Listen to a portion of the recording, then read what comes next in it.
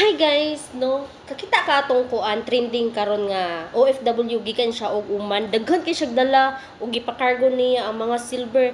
Tan-awa naa pud mi amo karon. Namo kani among mga kondir gipantigom namo. Mura day makadala og kanang swerte sa tuwa dito ano mo'y makatabang sa tuwa sa kapait dito sa Pilipinas. So kani di ay ako nang gihirit-hiritan pero wala pa ni siya gilabay pero ilabay ni sa akong amo ako jung kwaon tan-awa. Dako. Oh, basta silver din eh. Yada na sa luyo. Gitaya. Kung sabi na sa kong amo, ako ni pangayoon. Di basta-basta ni naapa jud. Pangalan mo siya ang ganit. Kani bugat. Ang sasunod ani basin na silver. Kani siya pangayoon ako ni ingnon ako nga amuan na ni kay basin mo makatabang sa mong kapait dito sa Pilipinas. O di ba?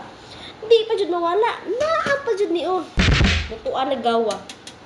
Lutuanan ni gawa. Basin day mo ni makatabang. Ang sulod ani na silver.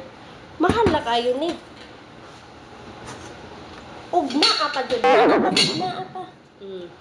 Bugat kayo. Bugat ni. Lutuan na ni shahi. Impas gani sa lula kay madala dili na mi manguha atong mga salina. Kani na mong padalon. Oh. Di pa gud mawala.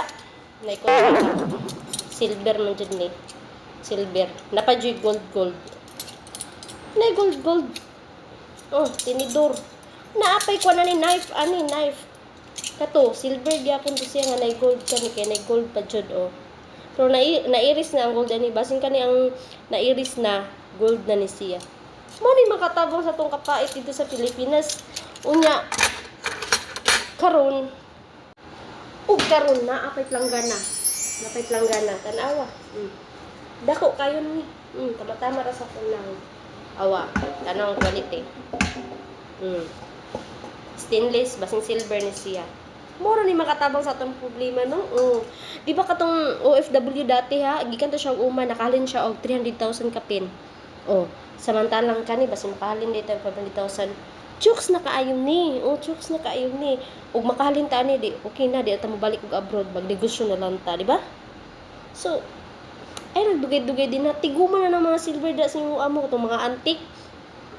May posibilidad na maano to siya. Di ba di ata mo abroad. So maro to. Bye-bye.